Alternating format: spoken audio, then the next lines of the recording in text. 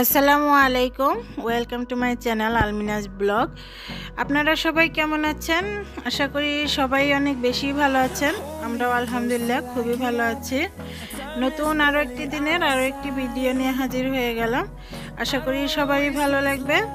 আর আজকে আমি আপনাদেরকে পাস্তা রান্নার রেসিপি করে দেখাবো। তো এখানে আমি প্রায় 1.5 প্যাকেট পাস্তা পর্যাপ্ত পরিমাণে পানি দিয়ে একটু নুন আর রান্নার তেল দিয়ে তারপর সিদ্ধ করে নিচ্ছি। যখন সিদ্ধ হয়ে যাবে তখন আমি পানি ঝরিয়ে নামিয়ে রেখে দেব। আর ঠান্ডা পানি দিয়ে অবশ্যই ধুয়ে নেব, এতে করে এই পাস্তাটা ঝরঝরা হবে। ওই জন্যই তো এখন এগুলা নামিয়ে নেব। ওদিকে পাস্তা ঝরিয়ে রেখে দিয়েছি। এখন গ্যাসের উপর একটা কড়াই বসিয়ে দিলাম। কড়াইয়ের মধ্যে দিয়ে দিব পরিমাণ মতো তেল দিয়ে তারপর একটু গরম হয়ে গেলেই দিয়ে দিব কাঁচামরিচ পেঁয়াজগুলো একটু ভেজে নিব।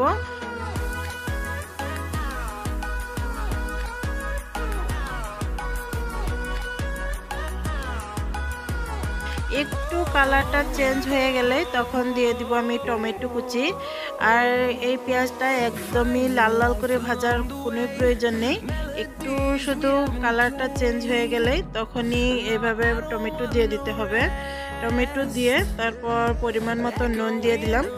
নুন দিয়ে এতে করে টমেটোটা খুব ভালোভাবে একদমই সফট হয়ে যাবে। ওই জন্যই আমি এখানে নুন ইউজ করলাম। নুন দিয়ে এখন দিব ঢাকা দিয়ে তারপর একদমই টমেটো সফট হওয়া পর্যন্ত রান্না করে নেব।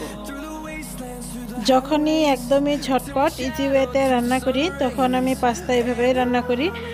ভাবলাম শেয়ার করি, আপনাদেরও কাজে আসতে পারে। আপনারা চাইলে এভাবে রান্না করে নিতে পারেন। এভাবে রান্না করলেও খুবই ইজিভাবে রান্না করা যায়, কোনো ঝামেলা নেই। আর বাচ্চারাও খেয়ে খুবই পছন্দ করে।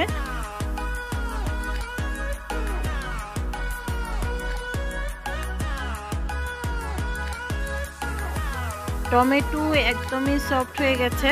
এখন দিয়ে দিব আগে থেকে এই সিদ্ধ করে নিয়ে তারপর ছড়িয়ে রাখা এই পাস্তাগুলো দিয়ে তারপর ভালোভাবে নাড়াচাড়া করে নিব। আরেক ধরনের পাস্তা রেসিপি আমার কুকিং চ্যানেলে আছে, আপনারা চাইলে দেখে নিতে পারেন। লিঙ্কটা আমি ডেসক্রিপশন বক্সে দিয়ে দিব।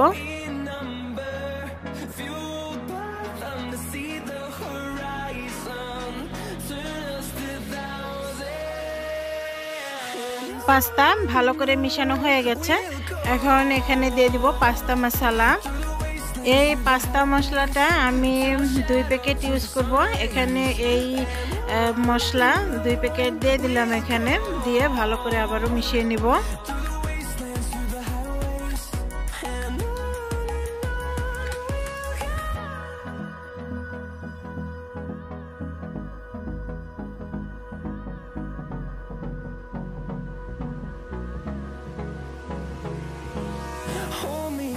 Till I get up, time is barely on our side. I don't wanna waste what's left. এই তো মশলার সাথে পাস্তা আবারও ভালো করে মিশিয়ে নিলাম। এখন দিয়ে দিব টমেটো কেচাপ, প্রায় 2 টেবিল স্পুনের মতো এখানে টমেটো কেচাপ দিয়ে দিব। কেচাপটা দেওয়া হয়ে গেলে তারপর আবারও একটু মিশিয়ে নিয়ে তারপর দিয়ে দিব একটু চিনি, স্বাদের ব্যালেন্সের জন্য একটু চিনি দিয়ে দিব। আর দিয়ে দিব ধনিয়া পাতা। আমি প্রায় এই পাস্তা রান্নার ক্ষেত্রে হোক কিংবা অন্য কোনো কিছুর মধ্যেই হোক, আমি এই ধনিয়া পাতাটা দিলে আমার কাছে খুবই ভালো লাগে, ওই জন্য আমি দিয়ে দেই।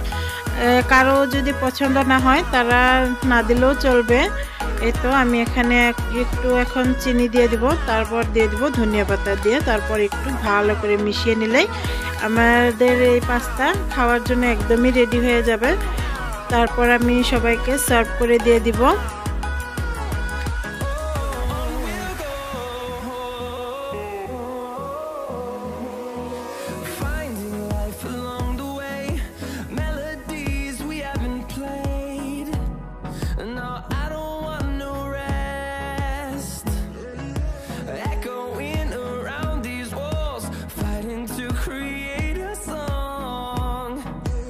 I don't wanna miss a beat.